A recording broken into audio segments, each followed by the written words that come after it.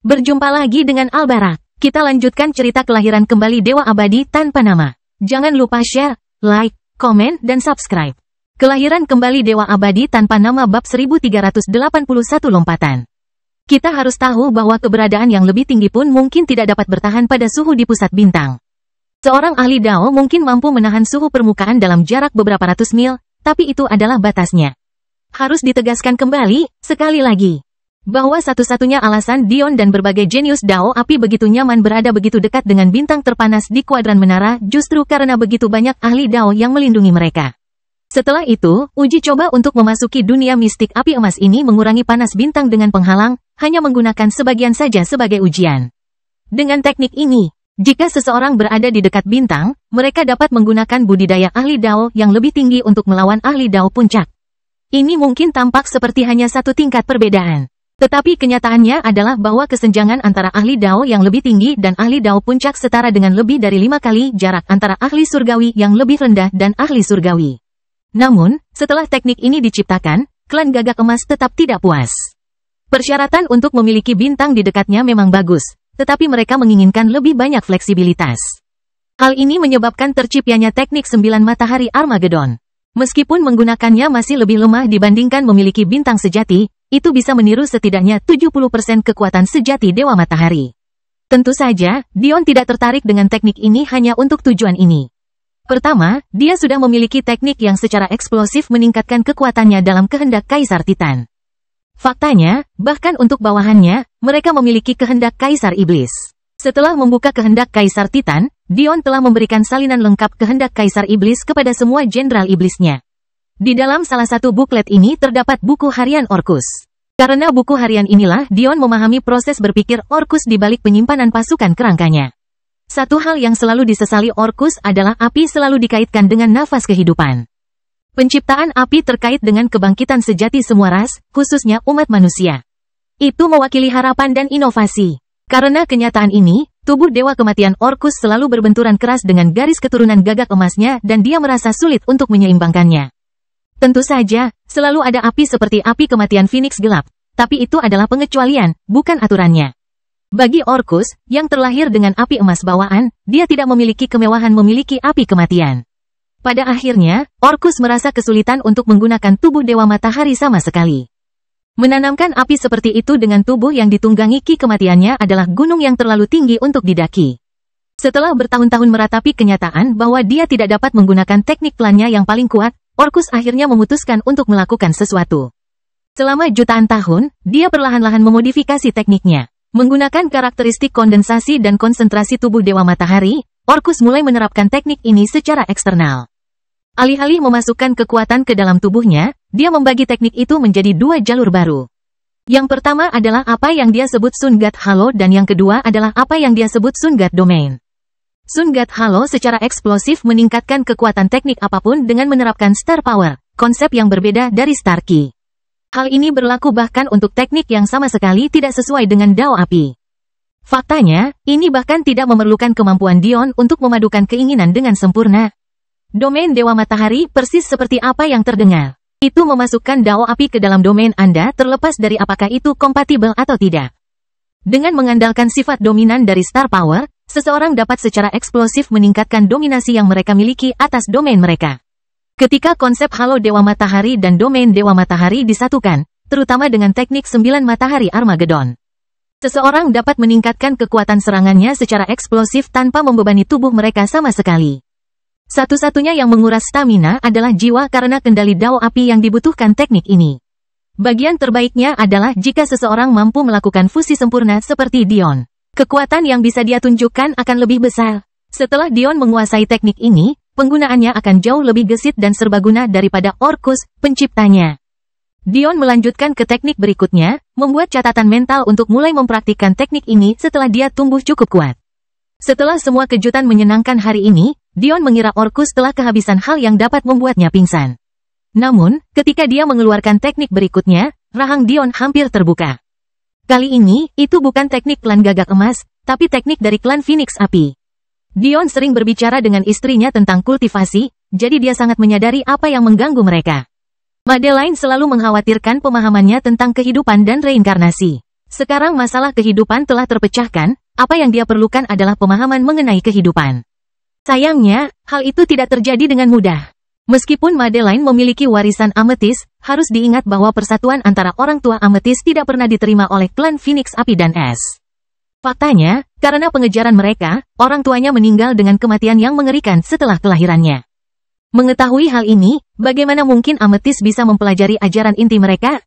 Sepanjang hidupnya, Amethyst telah menempa jalannya sendiri. Bahkan setelah Amethyst membalas dendam dan menghancurkan ketiga klan Phoenix, dia terpaksa melakukan transenden langsung setelahnya, jadi dia tidak pernah menyentuh ajaran mereka. Namun, sekarang salah satunya ada di tangan Dion. Teknik di tangan Dion memiliki tujuan yang sangat mengejutkan hingga tangannya gemetar. Teknik tersebut diberi judul reinkarnasi tangga surga. Singkat cerita, teknik ini bisa digunakan 3 kali dalam kehidupan seseorang.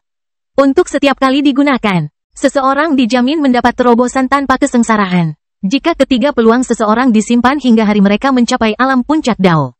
Ketiga upaya tersebut dapat ditukar untuk mencapai alam eksistensi tinggi dalam satu lompatan. Kelahiran kembali Dewa Abadi tanpa nama bab 1382 sebaliknya. Namun, ada satu peringatan yang sangat penting dalam penggunaan teknik ini. Itu hanya bisa digunakan oleh mereka yang memiliki api kelahiran kembali.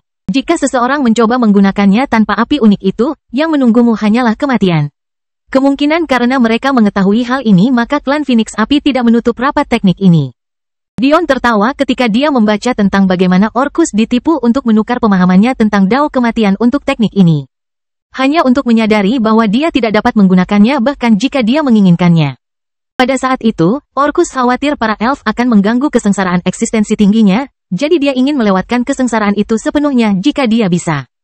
Dia selalu mendengar bahwa klan Phoenix Api memiliki tingkat keberhasilan yang sangat tinggi, jadi dia menemui mereka dengan beberapa persembahan. Karena mereka berdua adalah klan burung api, mereka memiliki hubungan yang cukup baik sejak awal. Namun, semua ini tidak penting sekarang. Madeline akhirnya mendapat manfaat besar. Mereka yang memiliki bakat lebih lemah di klan Phoenix Api biasanya menggunakan teknik ini setelah memasuki alam surga. Dengan sekali penggunaan, mereka dapat melompat dari alam surgawi bawah ke alam surgawi puncak. Dengan penggunaan kedua mereka bisa memasuki ranah Dao. Dan dengan penggunaan terakhirnya, mereka bisa memasuki ranah Dao tengah. Pada dasarnya, Anda secara praktis dijamin menjadi ahli Dao yang baik selama Anda memasuki alam surga. Bagi mereka yang sedikit lebih berbakat, mereka akan menunggu sampai mereka menjadi ahli Dao terlebih dahulu, kemudian memasuki ranah puncak Dao dengan 3 upaya mereka. Pada akhirnya, hanya yang paling berbakat yang dibudidayakan ke alam puncak Dao dengan kekuatan mereka sendiri sebelum memasuki alam transenden setengah langkah dalam 1 langkah. Bagian terbaik dari teknik ini adalah tidak ada efek samping. Tidak ada penurunan kekuatan atau hukuman dalam budidaya.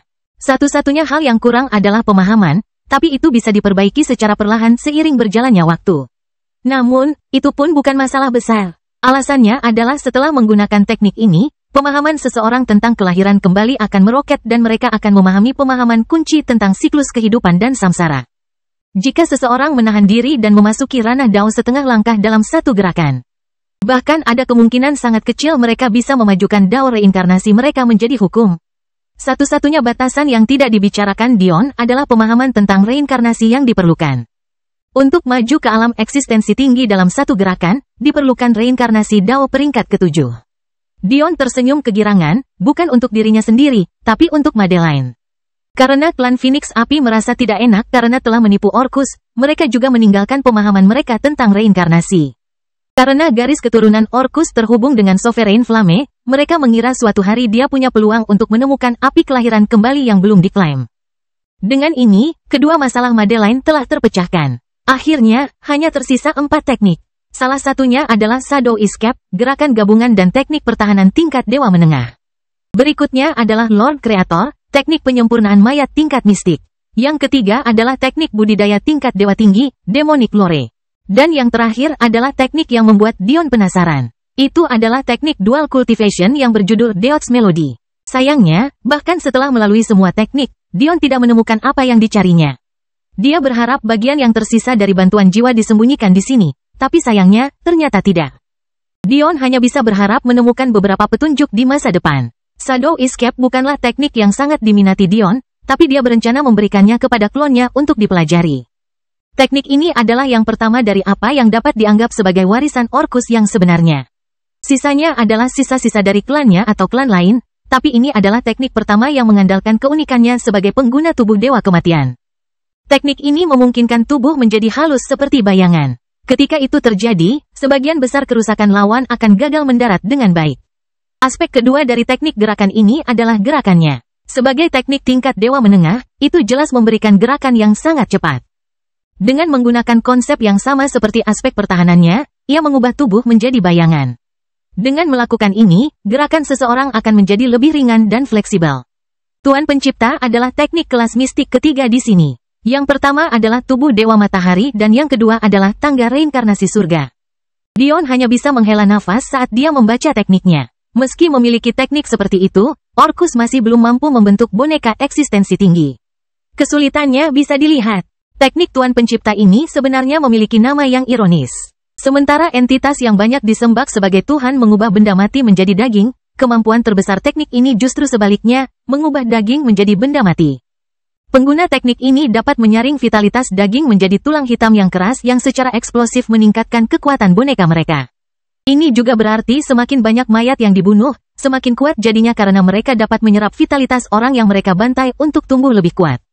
Hal ini membuat Dion bertanya-tanya, mengapa Orcus tidak membunuh beberapa eksistensi tinggi untuk dikonsumsi bonekanya? Hal ini tentu akan memecahkan kemacetan yang ada. Tapi setelah dia memikirkan hal ini, dia menertawakan dirinya sendiri karena mempunyai ide bodoh seperti itu. Bagaimana membunuh eksistensi yang lebih tinggi bisa begitu mudah? Lebih buruk lagi, Orcus terluka selama persidangannya, jadi dia agak lebih lemah daripada makhluk paling tinggi di puncak.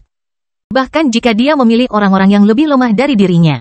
Sejak kapan orang-orang yang telah hidup selama jutaan tahun begitu mudah untuk dibodohi? Dion tiba-tiba teringat pada mayat Penatua Daiyu dan leluhur Daiyu. Leluhur Daiyu telah membakar jiwanya dan memasukkan semuanya ke dalam dagingnya, memberinya aura yang sangat dekat dengan alam eksistensi tinggi. Pada awalnya, Dion ingin menunggu hingga dirinya menjadi lebih kuat sebelum menggunakannya, tapi sepertinya lebih baik menyerahkannya ke klonnya. Kelahiran kembali Dewa Abadi tanpa nama bab 1383 komponen. Sekarang pertanyaannya adalah di mana dia bisa menemukan beberapa mayat yang layak untuk diinvestasikan sebanyak itu. Dion menggelengkan kepalanya, memutuskan untuk memikirkannya di lain hari. Demonic Lore bukanlah sesuatu yang istimewa. Meskipun akan menimbulkan keributan jika dirilis hari ini, dibandingkan dengan dunia batin, tempat suci Dion, itu sangat kurang. Tetap saja, itu adalah teknik budidaya yang sangat baik untuk pria yang mengikuti jalur tipe Yin. Itu juga berisi serangkaian teknik manipulasi energi. Teknik terakhir adalah melodi kematian. Membaca buku harian Orcus, Dion hanya bisa menggelengkan kepalanya dan tertawa. Orcus ini ternyata adalah pria yang sangat cocok untuk wanita. Faktanya, dari setengah lusin istrinya, 4 adalah putri klan Phoenix kegelapan dan 2 lainnya adalah putri jalur iblis. Ini jelas tidak termasuk ratusan selirnya, tetapi hanya 6 selir yang layak dia gunakan dengan teknik budidaya ganda ini. Meskipun Dion tertarik, dia akhirnya membuang teknik itu ke sudut cincin spasialnya. Teknik ini adalah teknik tingkat ilahi rendah. Tujuan spesifiknya dimaksudkan untuk menggantikan fungsi inti jurang maut. Dengan menempatkan 2 kekasih dalam keadaan hampir mati selama hubungan intim mereka, mereka menjadi sangat akrab dengan pintu kematian. Biasanya melakukan hal seperti itu sangat berbahaya. Jika dilakukan sendiri, terlalu mudah untuk melakukan kesalahan dan tidak akan pernah mampu mengeluarkan diri dari keadaan ini. Hal ini telah memaksa banyak orang mengalami koma terus-menerus selama sisa hidup mereka. Namun, teknik ini hampir tidak memiliki risiko, jika tidak, teknik ini tidak akan memiliki tingkat dewa. Dengan mengandalkan pasangan Anda bisa mengandalkan koneksi satu sama lain untuk dengan mudah masuk dan keluar dari keadaan ini. Itu adalah teknik yang bagus, dan Dion akan dengan senang hati menggunakannya jika dia bisa. Masalah yang disayangkan adalah tidak ada satupun istrinya yang mempraktekkan wasiat maut. Ditambah lagi, bahkan jika dia bersedia mengkhianati mereka demi kekuasaan dan mencari pasangan lain yang cocok, Phoenix kegelapan sudah punah. Teknik ini kurang efektif pada wanita yang bukan dari spesiesnya. Bahkan Orcus mencatat bahwa peringkat teknik ini akan jauh lebih tinggi jika pasangannya adalah anggota kerajaan Dark Phoenix karena alasan yang tidak dia jelaskan. Mengambil napas dalam-dalam, Dion melihat ke arah kerangka Orcus. Itu mengeluarkan aura hitam yang menurut Dion menyeramkan, tapi anehnya masih enak dipandang. Sudah waktunya, Dion mengeluarkan bahan untuk menempa tubuh. Untungnya, salah satu dari 20 set yang disisihkan Orcus dimaksudkan untuk menghidupkan kembali dirinya sendiri, jadi kualitasnya jauh lebih tinggi daripada 19 set lainnya. Jadi, Dion segera mengeluarkannya. Ada beberapa komponen penting dalam proses ini. Yang pertama adalah darah kehidupan. Ini tidak mengacu pada darah asli, melainkan zat cair yang berisi vitalitas yang cukup untuk menyamai esensi darah orang yang ingin Anda hidupkan kembali. Semakin kuat orang tersebut, semakin banyak darah kehidupan dengan kualitas lebih tinggi yang Anda perlukan. Komponen kedua adalah daging vital. Sekali lagi, ini tidak mengacu pada daging asli, melainkan ramuan spiritual yang dapat menandingi kekuatan tubuh roh ketika masih hidup. Komponen ketiga adalah runic vein master. Seseorang perlu meletakkan peta pembuluh darah dan garis meridian dari tubuh roh sebelumnya. Untungnya, Dion dan Orcus adalah manusia, jadi peta mereka identik. Semakin tinggi kultivasi yang dimiliki roh ini, semakin baik kualitas urat rahasia dan bahan yang digunakannya. Komponen terakhir adalah Spark of Life. Ini jelas merupakan bahan yang paling sulit dan mahal. Jika itu adalah klon, itu akan cukup menggunakan percikan yang lebih kecil karena faktanya klon tersebut dapat mengandalkan tubuh utama untuk mempertahankan keberadaannya. Tapi, Dion tidak ingin klonnya memiliki cacat seperti itu. Dia ingin membuat klon yang begitu sempurna sehingga meskipun tubuh utamanya mati, tubuh itu akan tetap hidup. Jelas sekali, Orcus yang menghidupkan kembali tubuh aslinya menyiapkan percikan kehidupan terbesar yang pernah diinginkan seseorang, api yang berdaulat. Namun, yang jelas, Dion tidak bisa menggunakan ini lebih lama lagi. Tapi, dia punya rencana lain. Sambil tersenyum, dia mendengus sambil membelah jiwanya menjadi dua. Jika seseorang menonton sebagai pengamat pihak ketiga, mereka akan terkejut melihat bahwa anak laki-laki pra-remaja emas di benak Dion terbelah menjadi dua. Masing-masing mengalami kemunduran usia hingga terlihat berusia sekitar 5 hingga 7 tahun sekali lagi. Apa yang dilakukan Dion sungguh tidak dapat dipercaya. Biasanya, seseorang akan memisahkan lebih dari 5% jiwanya dari dirinya sendiri atau jika tidak, mustahil untuk disembuhkan. Namun, Dion memiliki Soul Tome. Dia tidak khawatir sama sekali. Yang bisa dia fokuskan sekarang hanyalah rasa sakit yang tak tertahankan ketika jangkauan indera ilahinya turun dari 500.000 km menjadi 250.000 km. Dion mengertakkan giginya, menahan rasa sakit itu sebaik mungkin. Terlepas dari kenyataan bahwa jiwanya terbelah menjadi dua bagian yang sempurna, tampaknya rantai ilahi yang menyegelnya bereaksi seolah-olah sudah lama dipersiapkan untuk ini. Di depan mata Dion, rantainya berlipat ganda, merantai kedua bagiannya secara merata. Namun, Dion merasa bahwa dia masih bisa dengan bebas menggerakkan jiwanya sesuka hatinya. Mau tak mau dia bertanya-tanya segel jenis apa yang memiliki begitu banyak fleksibilitas, bahkan tidak terasa seperti segel sama sekali. Namun, Dion terlalu kesakitan untuk memikirkannya lagi. Bahkan ketika separuh jiwanya perlahan keluar dari dahinya, Dion mendekatkan dua jari ke dadanya.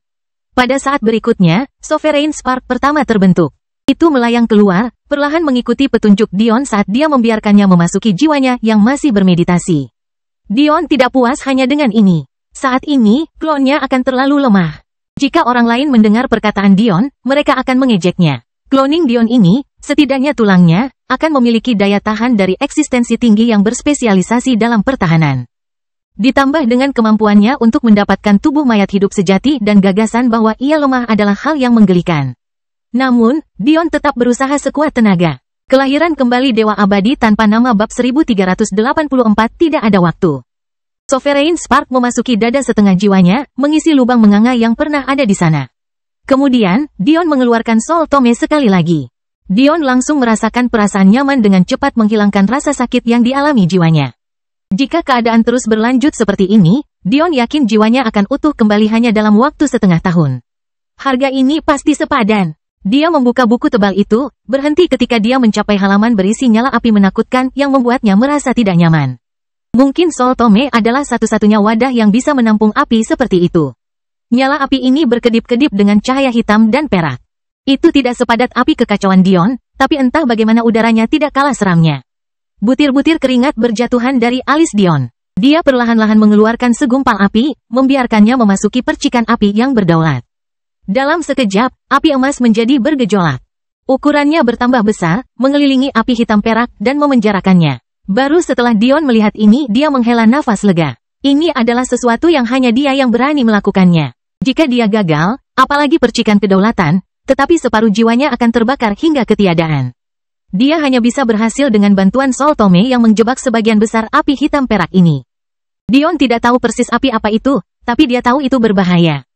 Nyala api paling korosif pada peringkat api unik adalah nyala api Devil Wisp peringkat ke-11, tapi nyala api hitam perak ini membuatnya malu.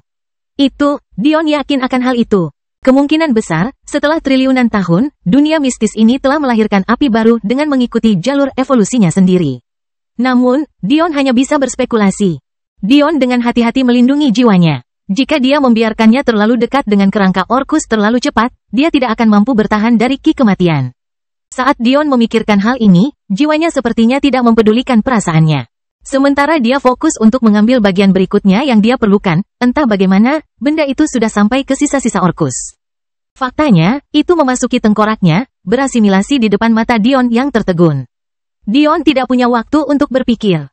Dia segera menyadari bahwa kebodohannya sendirilah yang menyebabkan dia meremehkan jiwanya. Jiwa yang baru lahir adalah ciri khas dari yang transenden. Bagaimana bisa sisa-sisa Orcus bisa melukainya dengan mudah? Seperti yang pernah dikatakan gurunya, meskipun tubuh dan kultivasinya hancur seluruhnya, yang tetap teguh adalah jiwanya. Biasanya, ketika jiwa Dion dirugikan, sebenarnya hanya mata pikirannya saja yang terpukul. Intinya, atau jiwanya, tidak pernah terluka sama sekali. Kecuali saat dia membakarnya, tentunya. Namun, meski begitu, dia bertahan jauh lebih lama dibandingkan orang lain. Sebenarnya, Dion tidak mengerti mengapa ini terjadi. Dia berasumsi bahwa itu adalah produk sampingan dari dilahirkan dengan inti jiwa, tapi itu tidak menjelaskan rantai ilahi. Juga tidak menjelaskan mengapa inti jiwa tidak dapat mengikatnya seperti menyegel seluruh alam fana. Namun, meski semua ini benar, dia entah bagaimana bisa membelah jiwanya dengan mudah seolah-olah jiwa itu sudah lama menunggunya untuk melakukannya. Yah, mudah saja sejauh dia bisa mengabaikan rasa sakit yang menyayat hati. Mengesampingkan semua ini, Dion mulai bekerja dengan cepat. Pertama, dia mengeluarkan apa yang Orcus persiapkan untuk Vital Flesh. Meskipun daging vital tidak harus berupa daging asli, tampaknya Orcus tidak mengindahkan hal ini. Menurut buku hariannya, daging vital yang dipilihnya adalah hati istri-istrinya yang terpelihara. Ternyata Orcus tidak pernah memaksa wanitanya untuk menikah dengannya. Atau lebih tepatnya, dia tidak pernah melakukan ini pada istri resminya. Ini masuk akal, lagi pula, klan Phoenix Kegelapan tidak akan pernah melepaskannya jika dia mencuri putri mereka. Selain itu, alasan mengapa hal ini sangat penting adalah karena saat mereka mendekati kematian, istri Orcus menunjukkan cinta mereka dengan menggunakan tubuh mereka untuk mendukung ambisinya. Mereka tidak hanya mengizinkan Orcus menggunakan daging mereka untuk memurnikan mayatnya menjadi lebih kuat, mereka juga meninggalkan hati dan esensi darah mereka untuk dihidupkan kembali. Istri Orcus tidak berbakat seperti dia, jadi mereka tidak pernah berhasil mencapai alam eksistensi tinggi. Namun, setidaknya mereka semua adalah pakar puncak Dao. Makhluk terkuat di tahap ke-12, dan yang terlemah di tahap ke-11.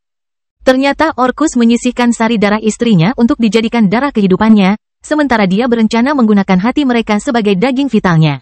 Sendirian itu tidak cukup, tapi bersama-sama, itu lebih dari. Satu-satunya hal yang memalukan tentang semua ini adalah jika Dion menggunakan esensi darah ini demi membuat klon, dia tidak akan bisa menggunakannya untuk mendapatkan garis darah Phoenix gelap.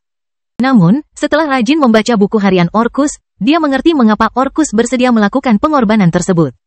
Ketika Orcus menjelajahi makam klan Pride, dia menemukan genangan darah yang mirip dengan tong binatang surgawi.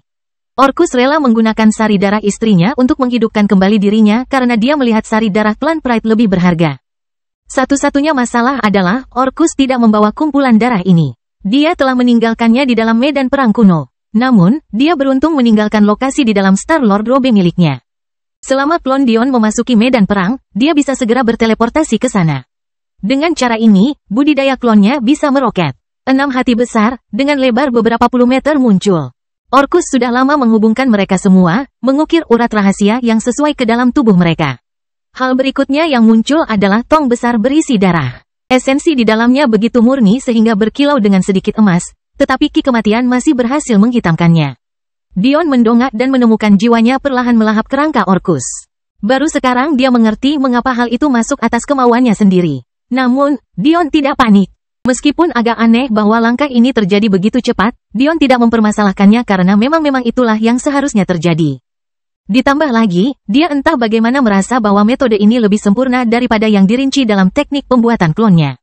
Memproyeksikan ki surgawinya keluar dari dirinya sendiri, Dion menciptakan serangkaian esensi darah, menghubungkan tong darah ke-6 jantung gabungan. Segera, darah kehidupan mulai mengalir di dalam daging vital. Jantung mulai memompa. Pertama, kecepatannya sangat lambat, hampir tidak kentara. Tapi kemudian, suara LUBDUB yang menggema terdengar di seluruh ruang singgasana. Merasakan vitalitas, api biru mencoba melonjak menuju jantung, tetapi Dion menggunakan sisa kekuatannya untuk memblokirnya. Ada alasan mengapa Orcus tidak ingin menggunakan kehidupan sebagai dasar kebangkitannya. Menurut pemikiran awal Dion, karena Orcus memiliki tubuh kematian sehingga merugikan dia untuk menggunakan esensi kehidupan untuk bangkit kembali. Namun, setelah membaca buku hariannya, Dion mengetahui bahwa hal tersebut salah. Orcus selalu menyesali bahwa dia tidak akan pernah bisa menembus tahap akhir tubuh dewa kematiannya. Dia menghabiskan waktu bertahun-tahun untuk mencoba memahami mengapa hal itu terjadi, tetapi pada akhirnya, dia tidak dapat menemukan solusi. Baginya, kebangkitannya adalah sebuah kesempatan, tidak seperti Dion yang dapat menembus tahap baru tubuh berlian Titan hanya dengan menyempurnakan kekuatannya. Orcus juga harus memahami dao kematian ke tingkat yang lebih dalam. Namun, dia merasa fakta bahwa dia masih hiduplah yang menghambatnya. Jadi, Orcus menyusun rencana. Dia memutuskan bahwa setelah membangkitkan dirinya sendiri, dia hanya akan mengandalkan kematian. Dia akan menentang langit dan menghembuskan kehidupan ke dalam dirinya hanya dengan menggunakan kebalikannya. Jantungnya terus berdetak, semakin keras. Tiba-tiba, jiwa Dion selesai menyerap kerangka Orcus. Tanpa jeda, ia terjun ke dalam jantung, menyebabkan bagian luarnya yang besar menyusut dengan kecepatan yang terlihat. Dion merasakan penglihatannya menjadi kabur. Dia akhirnya tidak bisa menahan tekanan lagi. Meskipun memiliki jiwa yang tebal di tangannya, itu saja tidak cukup. Hal terakhir yang dilihatnya adalah jantung besar yang seakan menghilang, dan hal terakhir yang didengarnya adalah ratapan bayi.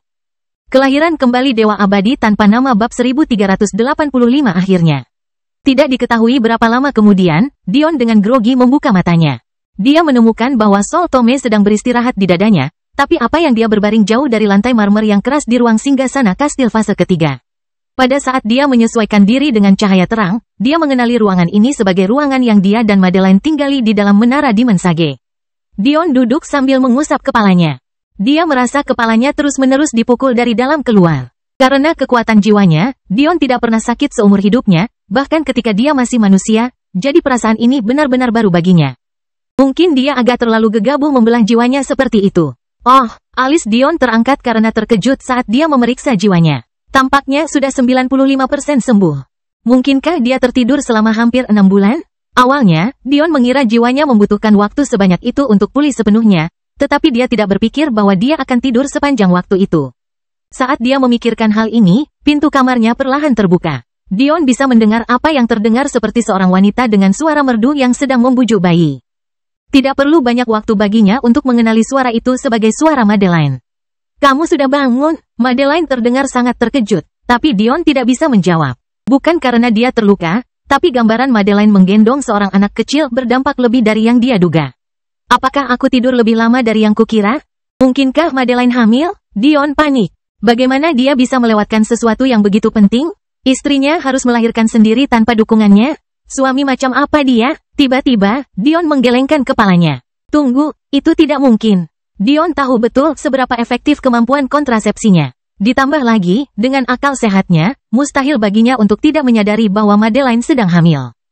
Lagi pula, ketika dia jauh lebih lemah, dia sudah bisa mengetahui bahwa Ulu hamil sebelum orang lain bisa mengetahuinya. Hanya itu yang berhasil Dion keluarkan.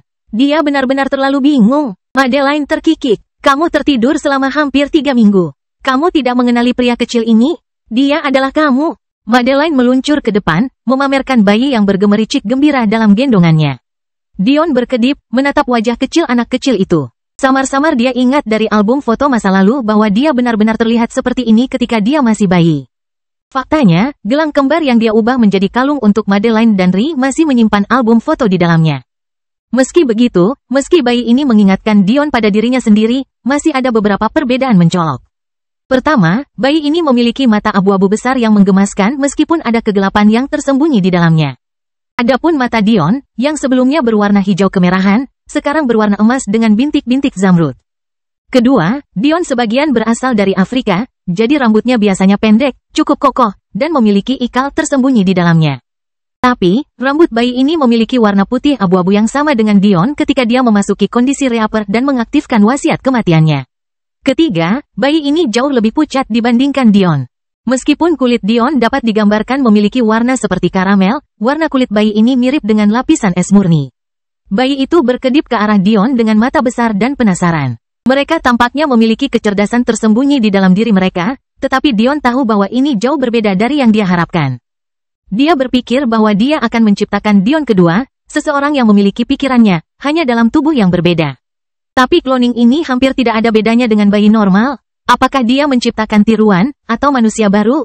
Dion tiba-tiba merasakan sakit kepala kambuh lagi. Tetap saja, dia tidak bisa menahan diri untuk tidak mencubit pipi tembem bayi itu, menyebabkan si kecil terkikik.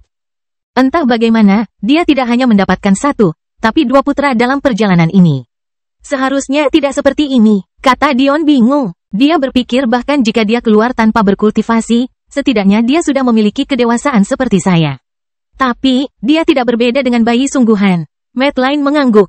Aku berbicara dengan si kembar tentang hal ini. Mereka mengatakan bahwa makhluk kecil ini dapat dianggap sebagai klon yang sempurna, dia tidak akan memiliki kekurangan apapun. Dengan keluar dalam bentuk yang baru lahir, dia sudah diterima oleh surga sebagai makhluk hidup. Sendiri, ini juga membuat segalanya lebih mudah. Madeline berkata sambil tersenyum. Kami bisa mengatakan bahwa dia adalah putra kami. Kamu baik-baik saja dengan itu? Kenapa aku tidak? Senyum Madeline semakin cerah. Bukankah aku sudah menjadi milikmu? Dion menarik Madeline ke dalam pelukannya. Sungguh menyenangkan memiliki istri dan anak. Dia seharusnya menyadari bahwa kamu dan dia adalah satu orang begitu jiwanya terbangun saat memasuki alam celestial, dengan bakat jiwanya dibagikan kepadamu, itu tidak akan memakan waktu lama. Sampai saat itu, dia akan menjadi seperti orang lain. Anak biasa, seperti ini, tanpa disadari Dion dan Madeline menjadi orang tua, lagi. Selama beberapa bulan berikutnya, keluarga tersebut melakukan perjalanan keliling dunia mistik. Tetapi Dion kecewa saat mengetahui bahwa ruang dalam kastil fase runtuh setelah kematian Orcus. Mereka telah menghabiskan begitu banyak energi untuk memastikan ruang tersembunyi di dalam singgasananya tidak runtuh, sehingga mereka mengabaikan ruang lainnya. Meski begitu, Dion tetap puas. Dia mengumpulkan total 17 kastil tak kasat mata yang bisa diubah menjadi kapal perang. Adapun 5 kastil tersisa yang terlihat, akan dipecah menjadi material. Seperti ini, mereka akhirnya bersiap meninggalkan dunia mistik setelah lebih dari 3 tahun. Dion menendang sangkar penjara bawah tanah, mengarahkan pandangannya pada seorang wanita muda yang tampak lemah. Bahkan dalam situasi seperti ini ekspresi Yandere kosong. Dion hanya bisa menggelengkan kepalanya. Kelahiran kembali Dewa Abadi tanpa nama bab 1386 situasi. Yandere terlahir dengan api korosif peringkat kedua, tepat di bawah Devil's Wisp. Apinya adalah api kabut setan dan berada di peringkat ke-36. Untuk memiliki 50 api unik teratas dalam genggamannya, masa depannya seharusnya tidak terbatas. Sebenarnya, Dion tidak mulai mempertanyakan niatnya sampai masalah ngarai iblis terjadi. Saat itu, Dion telah merasakan kekuatan api korosif yang tersembunyi di dalam vena iblis Ki, dan jelas, begitu pula Yandere. Ini adalah pertama kalinya Yandere memperlihatkan watak aslinya. Dion tahu bahwa dia berpikir untuk membunuhnya saat itu untuk meningkatkan kekuatan api uniknya. Namun kenyataan ini justru membuat Dion semakin bingung.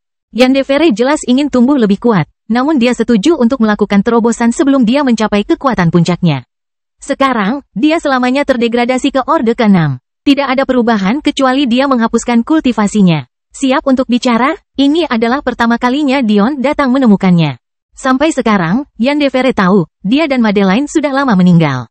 Kamu selamat, bahkan wajah Yandere yang biasanya tanpa ekspresi pun terlihat terkejut. Kamu percaya bahwa sekte gagak emas yang menyedihkan bisa melakukan apa saja padaku? Kamu naif, sedikit rasa jijik mewarnai fitur Dion. Sebenarnya, Dion ingin menyempurnakan Yandere menjadi boneka mayat. Faktanya, itulah yang dia rencanakan untuk dilakukan setelah klonnya terbangun. Tapi, siapa yang mengira klonnya tidak lebih dari seorang bayi? Memiliki seseorang dengan potensi dewa sejati palsu sebagai boneka mayat jelas akan sangat berguna baginya. Faktanya, jika dia tidak memurnikan daging Yandere menjadi tulang, maka dia seperti tidak pernah mati dan dia bisa langsung mengendalikannya. Sayangnya, semua rencana itu gagal sekarang. Kalau begitu, kurasa kami semua hanyalah semut bagimu. Yandere menjawab dengan jelas. Betapa beruntungnya kamu dilahirkan dalam klan yang begitu hebat. Tidak semua dari kita seberuntung itu. Dion tiba-tiba tertawa, membingungkan Yandere. Semua orang benar-benar percaya kalau aku berasal dari klan yang hebat, ya? Senyuman Dion membuat Yandere merasa tidak nyaman. Baiklah, izinkan aku memberitahumu sebuah rahasia. Aku adalah anggota terakhir dari sekte rusa surgawi yang tersisa. Bahkan tuanku tidak lebih dari seorang roh yang bahkan bisa kau bunuh dengan satu jari. Semua yang kumiliki hari ini adalah barang-barang yang kubawa. Tanganku sendiri, aku punya musuh yang lebih kuat darimu. Pendidikan yang lebih buruk darimu. Faktanya, percaya atau tidak, bakatku juga jauh lebih buruk daripada kamu. Orang-orangku telah menyegel budidaya mereka sejak lahir. Mungkin satu-satunya keberuntungan yang aku miliki dalam hidupku adalah segel tersebut terlepas ketika tiba giliranku. Aku bertanya-tanya, mengapa kamu tidak meraih keberuntunganmu sendiri seperti yang aku lakukan pada keberuntunganku? Yandere gemetar mendengar kata-kata Dion. Setiap kalimat bagaikan sambaran petir di jiwanya. Tidak sedetik pun dia percaya Dion berbohong. Apa alasan dia harus berbohong? Jika ada, dia mengatakan padanya bahwa ini merugikan dirinya. Namun, Dion tidak merasa simpati melihat ini. Sejak kapan dia bersikap seperti itu pada orang-orang yang mencoba membunuhnya? Faktanya, seandainya Yandere menyentuh Madeline, dia pasti sudah membunuhnya 3 kali lipat. Alasan Madeline tidak pernah mendeteksi Yandere adalah karena dia benar-benar tidak pernah merasa bersalah atas apapun yang dilakukannya.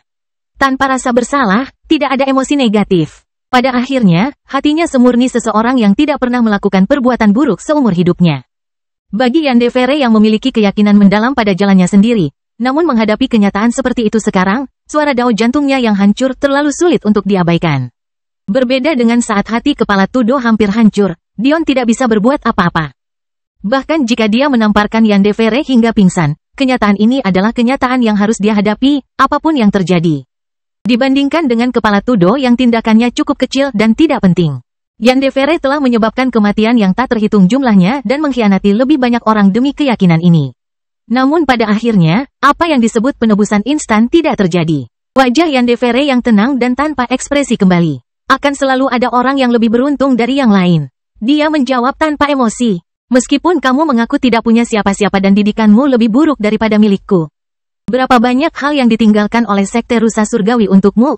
Kamu mengaku memiliki musuh yang lebih kuat, namun tak satu pun dari mereka mengetahui keberadaanmu. Sedangkan milikku mengetahui keberadaanmu. Saya sejak lahir. Kamu mengaku kurang berbakat dibandingkan aku, tapi entah kenapa aku sangat meragukan hal itu. Mustahil bagimu untuk menghasilkan sesuatu dari dirimu sendiri tanpa menjadi berbakat. Kecerdasan adalah sebuah bakat. Pesona adalah sebuah bakat. Kepemimpinan adalah satu lagi bakat. Yang mana dari hal-hal ini apakah kamu kurang? Kamu bilang kamu meraih keberuntunganmu sementara aku menyia-nyiakan keberuntunganku. Yah, menurutku kamu memiliki lebih banyak keberuntungan untuk diraih daripada aku. Dion menatap ke arah Yandere dalam diam. Tak satu pun dari kata-kata yang dia ucapkan secara teknis salah. Jika Dion tidak berbakat di jalur jiwa seperti halnya di jalur energi dan tubuh, apakah dia akan berada di sini hari ini? Jika dia tidak memiliki senjata dan teknik bertarung dari sekte rusa surgawi, apakah dia akan tetap berada di sini hari ini? Jika musuh sekte rusa surgawi mengetahui identitas aslinya, apakah dia akan tetap berada di sini? Ini adalah pertanyaan yang pantas untuk ditanyakan. Dan masing-masingnya seperti pilar yang menyatukan hati Dao Yandere, menjaga keteguhannya. Namun, tidak seperti kata-kata Dion yang hampir menghancurkan pemahaman Yandere, kata-katanya tidak berpengaruh sama sekali padanya. Mengapa? Karena dari awal hingga akhir, Dion tidak pernah mengabaikan keuntungannya sendiri, juga tidak pernah memanipulasi nilai-nilainya sendiri berdasarkan situasi. Kelahiran kembali Dewa Abadi tanpa nama bab 1387 esensi. Ketika seseorang melihat kembali kehidupannya sekarang, mudah untuk mengatakan bahwa dia sangat beruntung bisa berdiri di tempatnya sekarang. Tetapi berapa banyak orang yang akan membuat pilihan yang dia miliki? Kembali ke Focus Academy, berapa banyak yang mau menerima serangan kakak Madeline demi melindungi wanita yang dia sayangi? Berapa banyak yang rela mempertaruhkan nyawanya demi seorang anak laki-laki lemah yang bahkan tidak dia kenal dalam diri Ellie? Berapa banyak yang berani membunuh Tuan Muda Klan Dewa? Berapa banyak yang rela mempertaruhkan segalanya untuk menyelamatkan kerajaan Elfin? Berapa banyak yang akan putus asa jika mereka harus melawan Loki dan Elder Daiyu? Berapa banyak yang akan jatuh dari kasih karunia setelah menghadapi leluhur Daiyu? Berapa banyak yang akan melupakan cobaan tidak masuk akal yang mereka alami demi Amporae? Berapa kali Dion mempertaruhkan nyawanya? Adakah orang di dunia ini yang berani mengatakan bahwa mereka memiliki keyakinan 100% untuk melarikan diri dengan nyawanya? Tentu saja tidak. Memang mudah untuk melihat ke belakang dan menganggap seseorang beruntung, tapi jauh lebih sulit untuk menjalaninya sendiri. Hanya sedikit yang memiliki bakat Dion, tetapi lebih sedikit lagi yang memiliki keuletan dan ketekunan. Ini adalah sesuatu yang Yandere tidak akan pernah mengerti bahkan jika dia mengucapkan semua kata-kata ini padanya. Mulai hari ini dan seterusnya, kamu akan menjadi bonekaku. Anggaplah dirimu beruntung. Aku telah merencanakan untuk menjadikanmu seorang prajurit mayat, tetapi berbagai keadaan menghalangiku untuk melakukannya. Yandere tidak memalingkan wajahnya, seolah-olah dia tidak peduli, dan mengapa dia harus melakukannya? Dia telah menghabiskan hidupnya sebagai boneka dari sekte gagak emas karena dia dilahirkan dengan api unik ini. Jadi mengapa semua itu penting? Dia baru saja beralih dari satu master ke master yang lebih kuat. Dion mengarahkan jarinya ke arah Yandere. Tiba-tiba dia merasa The Shield lebih bersemangat dari biasanya. Dia belum pernah merasakan hal itu, menanggapinya secara terbuka dan bahagia. Garis penyegel Ki keluar dari Dion, memasuki dahi Yandere. Sebagai catatan, dengan kekuatan jiwaku, aku akan bisa langsung mengetahuinya jika kamu mencoba menggunakan api kabut iblismu untuk menggerogoti segelku. Jika kamu ingin tetap menjadi manusia dan tidak menjadi mayat, yang terbaik adalah kamu tidak melakukan hal bodoh. Apa bedanya? Yandere bergumam. Perbedaannya adalah yang satu bisa bertarung, dan yang lain tidak. Dion tidak repot-repot menjelaskan kata-katanya. Dia mengangkat Yandere. Tidak peduli dengan reaksinya, dia menanggalkan semua pakaiannya. Awalnya, Yandere mengira akan diperkosa. Ia bahkan menyiapkan beberapa komentar sinis tentang hubungan Madeline dan Dion. Jelas sekali, bahkan dia merasa sulit untuk tetap tenang dalam situasi seperti ini.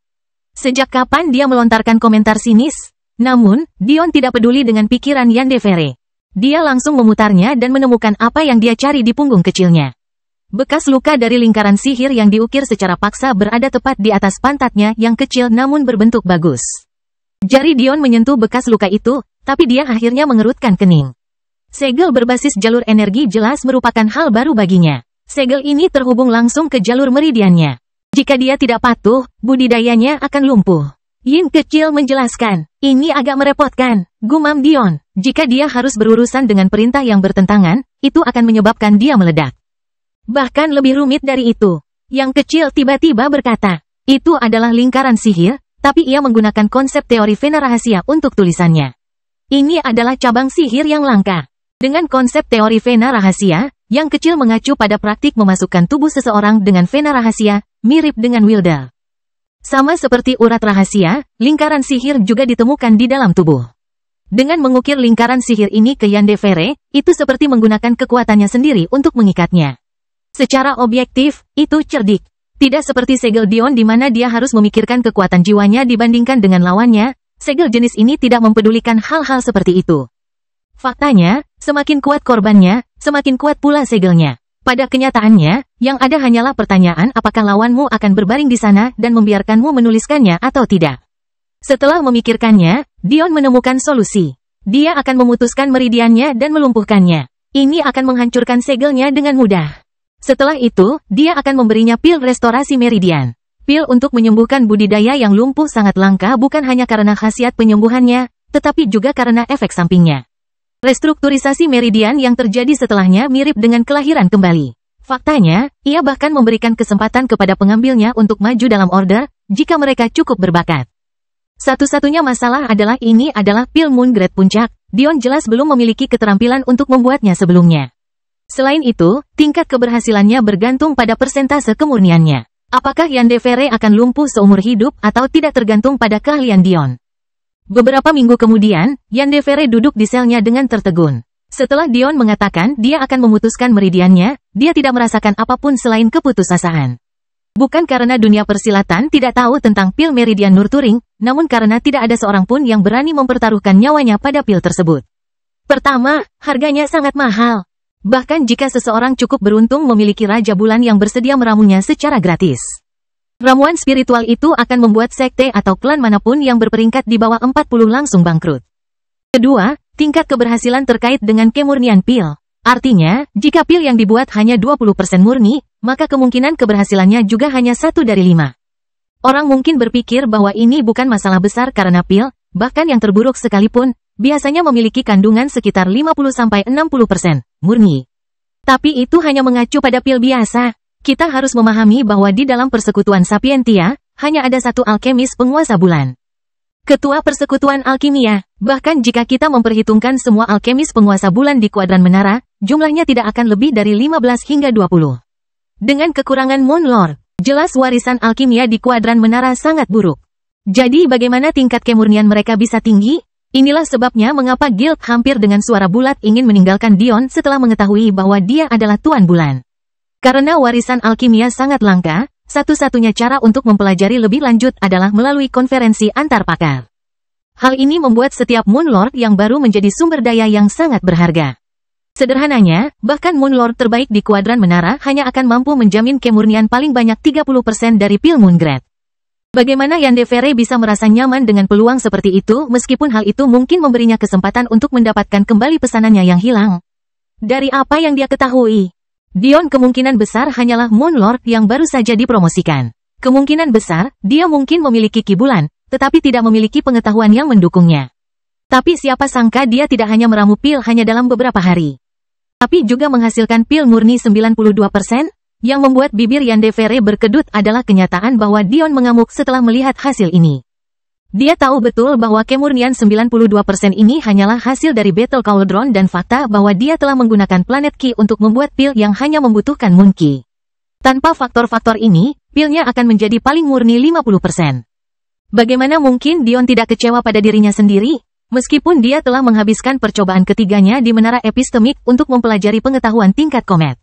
Dia tidak menghabiskan banyak waktu di tingkat bulan, sekarang dia tiba-tiba naik ke tingkat planet. Pengetahuannya tertinggal jauh dari kehebatannya dan dia tidak menyukainya. Pada akhirnya, Yandere hanya bisa menenangkan hatinya. Dia tidak tahu kenapa dia begitu tersentuh. Dia hanya menyembuhkannya karena memiliki pelayan yang lumpuh akan merepotkan. Jadi, dia dengan pahit menelan pil itu dan mulai mengedarkan sari obatnya. Kelahiran kembali Dewa Abadi tanpa nama bab 1388 bantuan. Di luar dunia mistis api emas, hanya beberapa ribu mil dari bintang terpanas di kuadran menara mereka, berbagai ahli Dao mulai merasa gelisah. Semua orang di sini tahu bahwa dunia mistik hanya memiliki 3 fase, masing-masing fase 1 tahun. Saat ini, tahun ketiga telah selesai selama beberapa bulan, namun belum ada tanda-tanda akan ada yang keluar. Satu-satunya yang tidak tampak khawatir sama sekali adalah anggota Sekte Gagak Emas.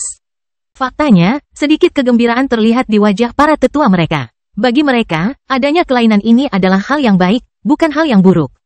Mereka percaya bahwa ini berarti leluhur mereka akhirnya mencapai tujuannya dan sekarang sedang menyelesaikan masalah. Meskipun beberapa dari mereka agak khawatir tentang akibat dari kematian begitu banyak orang jenius, yang lain berpikir itu akan baik-baik saja. Toh semua orang tahu betapa berbahayanya dunia mistik, apalagi kalau sudah sampai pada fase ketiga. Namun, mereka tetap mengirimkan semua muridnya. Tetap saja, mereka yang merasa gugup berpikir lebih baik membuat beberapa rencana sekarang. Lagi pula, eselon atas dari sekte mereka sudah pergi ke konferensi. Lagi pula, bukan ide yang baik untuk membuat marah klan lain tanpa dukungan mereka. Selain itu, yang jelas, karena gangguan dunia mistis, Solgyo Christian ketiga belum hancur, jadi suasana hati mereka cukup baik. Wakil guru Melisande menggigit bibirnya tanpa suara. Entah bagaimana, saat itulah janji Dion bergema di telinganya. Anehnya, ini membuatnya sedikit rileks sebelum dia mulai mencaci maki dirinya sendiri. Mendengarkan janji-janji buta dari para pemuda tampan dan sombong, apakah dia seorang gadis remaja? Pada saat itulah lingkungan sekitar mulai berguncang. Ruangan yang dulunya stabil melengkung saat ujung kapal pesiar emas besar mulai terlihat, gambaran seorang pria muda tampan yang berdiri di samping seorang wanita berambut ungu yang menawan. Yang hanya memperhatikan bayi dalam pelukannya, muncul. Melisande akhirnya menghela nafas lega saat melihat ini. Sepertinya akhirnya giliran para tetua sekte Gagak Emas yang sedikit berkeringat. Kapal pesiar emas besar itu keluar sepenuhnya beberapa saat kemudian. Pada ukuran penuhnya, panjangnya lebih dari 100 meter dan tinggi 20 meter, tapi ini bukan bentuk yang paling disukai Dion. Paling-paling, ia bisa mencapai 10% dari kecepatan maksimalnya dalam keadaan ini, dan meskipun itu akan terjadi masih lebih cepat dari sebagian besar ahli Sudo Dao, itu tidak cukup baik untuk tujuan Dion. Tetap saja, untuk menampilkan pertunjukan kecil, itu sudah lebih dari cukup. Dion tidak turun dari kapal pesiar, malah mengarahkannya ke arah wakil guru dengan senyuman di wajahnya. Sebenarnya Melisande kaget, dia tidak bisa berhenti memandangi bayi dalam pelukan Madeline sambil sering menatap ke arah Dion. Masih terlalu dini bagi Madeline untuk punya anak, namun Dion ini benar-benar memasukkannya ke dalam dirinya selama persidangan hidup dan mati. Bukankah itu terlalu tidak bertanggung jawab? Meskipun ini bukan kisah nyata, para murid dari sekte Flaming Lily mempercayainya. Lagi pula, ada beberapa bulan di mana Madeline tidak muncul sama sekali dan Dion mengabaikannya dengan mengatakan dia sedang bermeditasi terpencil. Jelas mereka semua percaya bahwa cerita sebenarnya adalah dia hamil. Madeline tersenyum. Murid menyapa wakil guru, Melisande tersenyum pahit. Ini pasti akan mempengaruhi budidaya Madeline, dan setelah dia dipromosikan menjadi legati juga. Dia yakin jika bukan karena fakta bahwa gelar seperti itu tidak dapat dengan mudah dihilangkan, maka kabut lama itu akan mengamuk.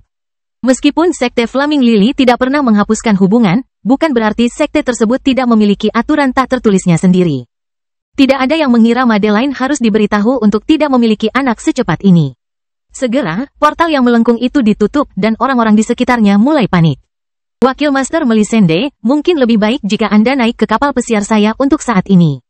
Kata Dion serius. Melihat sorot matanya, tatapan Melisande berubah serius saat dia mengikuti sarannya tanpa ragu-ragu.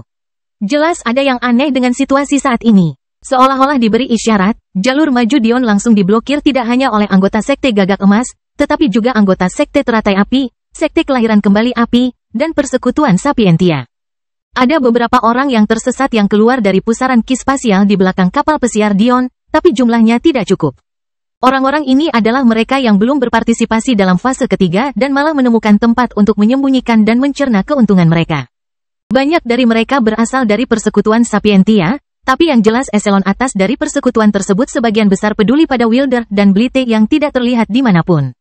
Pahlawan muda, Tuan berjubah hitam Wilder tiba-tiba berseru, maukah kamu tinggal sebentar untuk menjelaskan apa yang terjadi? Meskipun dia berusaha untuk tetap tenang dan tetap bersikap ramah. Terlihat dia sedikit panik, dia telah bersiap menghadapi kekalahan, tapi kehilangan Blite dan Wilder terlalu besar. Jenius berjubah putih tidak tumbuh di pohon. Dion tersenyum. Tidak perlu terburu-buru, aku tidak berencana pergi kemanapun tanpa memberikan kalian semua penjelasan. Hanya saja aku ingin berbicara dengan Wakil Master Melisande terlebih dahulu, lagi pula, aku ada di sini berkat dia. Para tetua sedikit mengernyit, tetapi tidak dapat menemukan apapun dalam kata-kata Dion untuk disangkal. Dengan lambaian tangannya, Blite dan Wilder tiba-tiba muncul. Meski sedikit acak-acakan, kesehatan mereka tampak baik. Namun, tepat ketika Komet Lord berjubah hitam hendak menghela nafas lega, wajahnya tiba-tiba menjadi sangat jelek. Dewa sejati Sacharo, apa maksudnya ini? Apakah kamu mencoba membuat persekutuan Sapientia menjadi musuh? Mengapa budidaya mereka lumpuh? Sederhana, sungguh, kata Dion sambil mengangkat bahu. Dengan sebuah pemikiran, gambaran tentang apa yang terjadi selama fase ketiga muncul di udara. Ini tidak lain adalah salah satu kemampuan menara untuk merekam segala sesuatu yang terjadi di sekitarnya. Master berjubah hitam itu hanya bisa tersipu malu ketika dia melihat muridnya kehilangan akal untuk menyerang Madeline, bahkan bersekongkol dengan beberapa murid Sekte Gagak Emas. Dia ingin membantahnya, tetapi semua orang memahami teori di balik rekaman gambar di dunia persilatan. Satu-satunya cara untuk memalsukan gambar dengan sempurna adalah jika seseorang memahami segala sesuatu yang ada hingga tingkat yang jauh di atas Dao. Jelas sekali, Dion bukanlah orang seperti itu, yang berarti karena mereka tidak dapat mengatakan bahwa gambar-gambar ini palsu, itu berarti gambar-gambar itu asli. Istri saya melumpuhkan mereka karena mereka ingin membunuhnya, apakah itu penjelasan yang cukup bagus? Saya yakin itu membuat Sapientia Guild Anda terlihat bahwa mereka masih hidup sekarang. Bukan, Tuan berjubah hitam itu tertawa getir. Apa gunanya jika mereka masih hidup? Karena keadaan mereka sekarang, mereka mungkin sudah mati. Bukan hanya ekspresinya yang jelek, tetapi juga ekspresi para tetua sekte, karena mereka semua dapat dengan jelas melihat murid-murid mereka melawan Dion juga. Seorang tetua klan emas yang berambut emas dan bermata merah tidak tahan lagi dan meledak. Kenapa semua orang menentangmu seperti ini? Apa yang kamu lakukan sehingga sangat memalukan hingga menimbulkan respons seperti itu? Apa yang telah kulakukan? Dion tertawa. Satu-satunya kejahatan saya adalah saya lebih baik dari mereka. Saat kata-kata itu keluar, adegan yang terjadi sebelum kastil fase kedua terulang kembali. Kelahiran kembali Dewa Abadi tanpa nama bab 1389 ketakutan. Wajah para tetua memerah karena malu saat Melisande berusaha sekuat tenaga menahan tawanya. Lihat, Junior, bukankah ayah sangat keren? Madeline membujuk bayi kecil itu. Karena lelaki kecil itu pada dasarnya adalah Dion yang lebih muda, mereka memutuskan untuk memberinya nama Dion. Demi kesederhanaan, mereka memutuskan untuk memanggilnya Junior. Kata-kata Madeline hanya membuat para tetua semakin malu. Tidak ada yang bisa mereka katakan. Latar belakang Dion lebih kuat dan dia punya alasan di pihaknya. Fakta bahwa dia tidak membunuh mereka benar-benar sudah memberi mereka cukup muka. Pria berjubah hitam itu menghela nafas dan melangkah maju untuk membawa Blite dan Wilder pergi. Tidak perlu terburu-buru, tiba-tiba Dion berkata, kebetulan aku punya pil pemulihan meridian dari klanku. Alasan sebenarnya aku membiarkannya tetap hidup bukan karena aku baik. Melainkan karena ini adalah kesempatan bagus untuk memeras kalian semua, bukan begitu? Kata-kata belak-belakan Dion membuat para tetua ini tidak tahu harus tertawa atau menangis. Tapi mereka tetap merasa bersemangat. Apakah dia benar-benar mengatakan yang sebenarnya? Tuan berjubah hitam baru saja bersiap untuk membawa keduanya kembali dengan cepat dengan harapan Tuan mereka dapat membantu mereka mendapatkan pil seperti itu. Tapi akan jauh lebih baik jika dia bisa membelinya dari Dion. Batuk dengan canggung, dia berdeham. Bolehkah aku bertanya, apakah persentase kemurnian pil ini?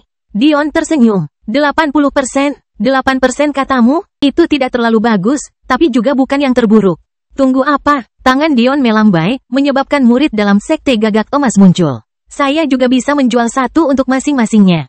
Dion mengalihkan perhatiannya ke sekte gagak emas. Namun, kamu harus membayar 2 kali lipat dari apa yang dia bayarkan. Wajah ketiga tetua sekte gagak emas berubah warna menjadi sakit-sakitan, tetapi mereka tidak berani membantah. Lagi pula, meskipun Blithe dan Wilder memiliki kesempatan untuk menerima pil bahkan tanpa Dion, mereka tidak berani yakin bahwa Raja Bulan mereka dapat meniru prestasi ini meskipun mereka sebenarnya memilikinya. Kekayaan persekutuan Sapientia berada pada level yang berbeda dibandingkan mereka. Tuan, jangan biarkan dia mengeksploitasimu. Aku lebih baik mati. Suara kebinatangan Wilder terdengar menembus kegelapan angkasa, kemarahan terlihat jelas di matanya. Dia masih belum mau memaafkan Dion. Dia membunuh kakak muda? Ah, maksudmu gadis yang kubunuh karena dia berencana mencuri teman buasku? Tiba-tiba, gambar lain muncul. Menunjukkan apa yang disebut sebagai suster junior Wilder yang berencana mencuri bayi-bayi binatang buas itu pada titik terendahnya. Aku berubah pikiran. Semua orang membayar 2 kali lipat kecuali Blithe. Jika kamu yakin bisa menemukan 80% pil pemulihan meridian murni di tempat lain, maka kamu tidak perlu berada di sini. Dion berkata dengan linglung, seolah-olah dia sama sekali tidak peduli dengan prosesnya. Wajah Wilder berubah menjadi hijau karena marah. Jelas dia tidak pernah peduli sama sekali dengan kakak mudanya ini, dia hanya ingin melubangi logika Dion, hanya agar dia gagal total. Sekarang, harga pilnya naik 2 kali lipat. Meski begitu, Wilder bukanlah orang bodoh. Dia tahu kelangkaan pil ini. Baiklah, 100 batu misterius untuknya, jadi 200 untuk kalian semua. Kata Dion malas. Sebenarnya Dion bahkan tidak menghabiskan 1 batu dao pun untuk bahan-bahannya. Pertama, dia hanya menemukan apa yang dia butuhkan di dunia mistik. Dan kedua, dia bisa menggunakan ramuan spiritual yang belum matang karena kemampuan Battle Cauldron. Jadi, harga produksi jauh lebih rendah dari biasanya. Namun, harga Dion puluhan kali lebih tinggi dari pil pemulihan meridian biasa. Ketika para tetua mendengar harganya, mereka hampir pingsan karena marah. Pahlawan muda, harap sedikit lebih masuk akal. Pil normal biasanya hanya beberapa ratus ribu batu transenden, bahkan untuk pil yang 30% efektif. Tapi Anda meminta 100 juta batu transenden? Dion mengangkat bahu. Apakah aku terlihat seperti sedang membutuhkan uang? Pertanyaan tajam Dion mengejutkan tuan berjubah hitam itu, tapi jawabannya jelas. Bagaimana mungkin seorang surgawi yang mengendarai kapal pesiar kelas tertinggi bisa membutuhkan uang? Itu berarti Dion hanya membuat mereka membayar untuk satu alasan, untuk memberi mereka pelajaran. Setelah bertahun-tahun mengasingkan diri, tampaknya banyak yang mengira mereka bisa menganggap enteng Dion. Kali ini, dia akan membuat mereka membayar. Tapi, jika ada waktu berikutnya, dia akan langsung membunuh siapapun yang bertanggung jawab. Ditambah lagi, jika dipikir dari sudut lain, harga pil tidak meningkat secara linear seiring dengan kemurniannya. Pil murni 90% terkadang 10 atau bahkan 100 kali lebih mahal daripada pil murni 80%. Untuk pil seperti pil pemulihan meridian yang mengutamakan kemurnian, perbedaan harga ini akan lebih dilebih-lebihkan. Pada akhirnya, para tetua mengumpulkan dana mereka. Dalam beberapa kasus, mereka hanya memiliki beberapa ratus batu misterius di nama mereka. Mereka bahkan tidak tega menggunakannya untuk membeli sesuatu dan secara ketat menggunakannya untuk bercocok tanam, tetapi di sini mereka menyia-nyiakan dana mereka. Pada akhirnya, 1.300 batu misterius menjual 7 pil. Akhirnya, tetua sekte gagak emas tidak tahan lagi dan akhirnya menanyakan pertanyaan yang ingin mereka tanyakan. Sejak awal, mereka telah terkatung-katung, jantung mereka berdebar kencang dan menolak untuk menghilang. Pada akhirnya, mereka hanya bisa mengumpulkan keberanian untuk menanyakan hal ini, takut akan jawaban apa yang menunggu mereka di ujung sana. Dewa sejati Sacharo, mungkinkah kamu membawa dewa emas kami bersamamu? Namun, tanggapan Dion adalah ekspresi yang aneh. Mungkinkah akhir-akhir ini Anda belum memeriksa jaringan berita Sapientia? Dion menggelengkan kepalanya, pergi dengan Madeline dan Melisande di sisinya. Dia melirik ke belakang ke arah 3 tetua sekte. Kamu mungkin ingin mencari klan Tatsuya? Kejeniusanmu mati di tangan dewa sejati mereka. Dengan kata-kata terakhir itu, Dion melesat ke kejauhan. Kelahiran kembali dewa abadi tanpa nama bab 1390 tidak mungkin. Tunggu, seorang tetua dari sekte gagak emas berseru sekali lagi. Terlepas dari niat Dion untuk pergi, baik para tetua sekte gagak emas, kelahiran kembali api, atau sekte teratai api tidak bergerak. Bagaimana mungkin, meskipun manajemen tingkat atas mereka semua telah menghadiri konferensi, pada akhirnya mereka masih harus menjawab pertanyaan pemimpin sekte mereka mengenai masalah ini. Wajah Dion berkedut karena tidak sabar. Apa yang kamu inginkan? Melihat Dion secara terang-terangan mengabaikan mereka sebagai orang yang lebih tua. Bagaimana mungkin mereka berlima tidak merasa tidak nyaman? Meski begitu, mereka terpaksa menelan amarah mereka. Saya menerima bahwa Dewa Emas dibunuh, tetapi bagaimana dengan kunci epistemik Sekte Gagak Emas? Tetua terkemuka dari Sekte Gagak Emas melanjutkan. Dia bukan dari keluarga Golden atau Crow, tapi dia berhasil naik pangkat meskipun ada kebenaran ini. Namanya adalah Penatua Arush. Dia memiliki kulit coklat dan perawakan kecil, tapi jelas dia tidak pandai mengendalikan emosinya. Meskipun kata-katanya terdengar tenang bagi orang buta, urat nadi yang bergerak-gerak yang lebih mirip ular piton di dahinya menceritakan cerita yang berbeda. Bukankah sudah jelas? Aku telah menghadiahkannya kepada istriku. Kamu salah memberi judul pada harta ini. Dion berkata tanpa peduli. Itu bukan kunci sektemu, itu adalah kunci kuadran api emas. Mereka yang mendengar perkataan Dion terdiam, terutama bagi Melisende yang tiba-tiba mengerti alasan ekspresi serius Dion. Jika hal ini tidak diungkapkan di sini, mungkin semuanya akan baik-baik saja. Tapi, setelah itu terjadi, bagaimana mereka bisa membiarkan mereka pergi begitu saja? Kamu, dada Penatua Arush terangkat melalui jubahnya. Agar tindakan seperti itu terlihat begitu jelas meskipun dia kurus, bisa dibayangkan seberapa besar kemarahan yang dia coba tekan. Bagi Penatua Arush yang tidak memiliki perlindungan dari salah satu klan pilar sekte mereka, mengikat namanya pada kebodohan seperti itu sama saja dengan kematian. Tidak masalah dia tidak berada di dunia mistis untuk mengubah keadaan, dan tidak masalah jika kematian Kristian ketiga tidak ada hubungannya dengan dia. Pasti akan ada kambing hitam, dan itu pasti bukan Xian yang sudah mati, juga bukan murid batin karena mereka semua adalah anak-anak dari klan emas atau gagak. Ini tidak bisa ditoleransi. Untuk mengambil harta dari sekte gagak emas, tidak peduli seberapa besar klan yang mendukungmu, tidak ada yang akan menerima hal sekecil ini. Penatua Arush meraung, namun kemarahannya hanya ditanggapi dengan tawa. Tangan Dion menyapu dahinya, menyeka keringat dari panas tak terpadamkan yang menyelimuti ruang di sekitar mereka. Saat itulah matanya tiba-tiba menajam, rona emasnya menembus tabir ruang dan mendarat di tubuh Arush.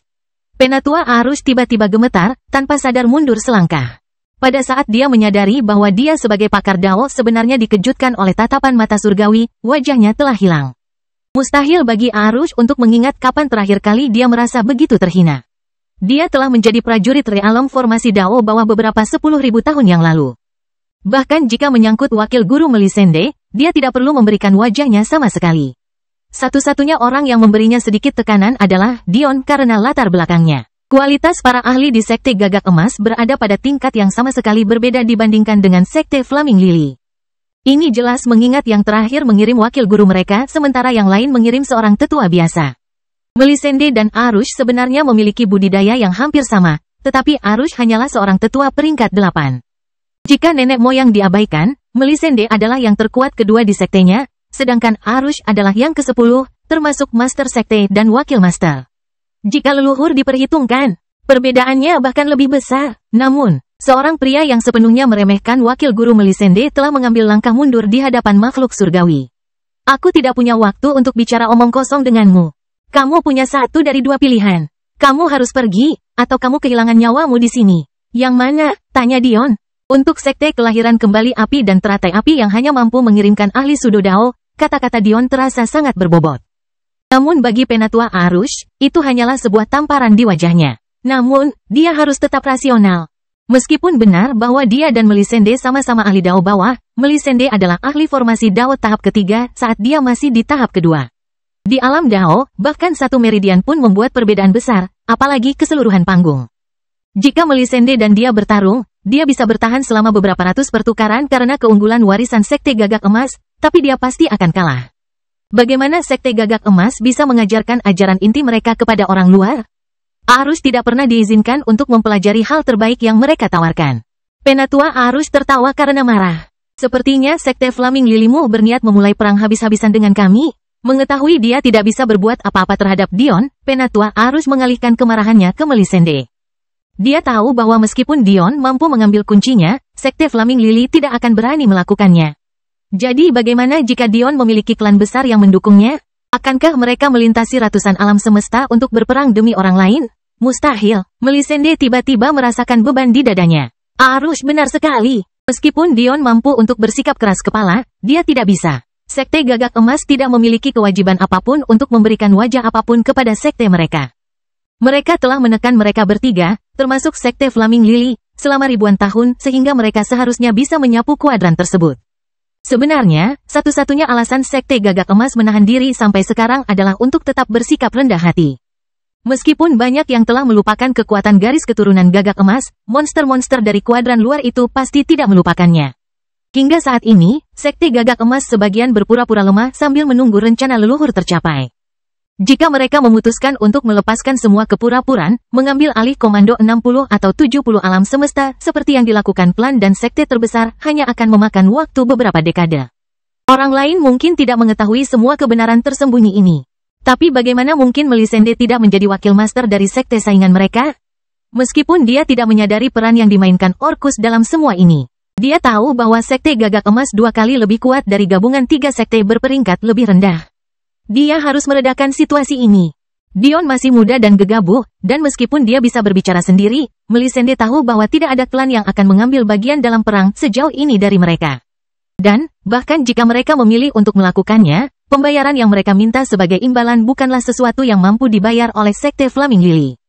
Namun, sebelum dia sempat mencoba, Dion sudah memilih untuk berbicara lagi. Sementara Sekte Flaming Lily tidak memahami sepenuhnya mengapa Sekte Gagak Emas menahan diri, bagaimana mungkin Dion tidak? Lagi pula dia punya buku harian Orcus. Dengan itu, Dion tidak hanya memahami rahasia di balik jatuhnya Sekte Gagak Emas, dia juga mempelajari beberapa kebenaran di balik mengapa era emas adalah era terpendek dari 4 era. Selain itu, ada rahasia tentang medan perang kuno yang membuka perspektif Dion ke dunia yang sama sekali baru. Bisakah kamu, sebagai seorang tetua yang tidak memiliki garis keturunan emas atau gagak, bertanggung jawab untuk menyatakan perang? Cerita bersambung. Jangan lupa share, like, komen, dan subscribe. Agar tidak ketinggalan cerita selanjutnya.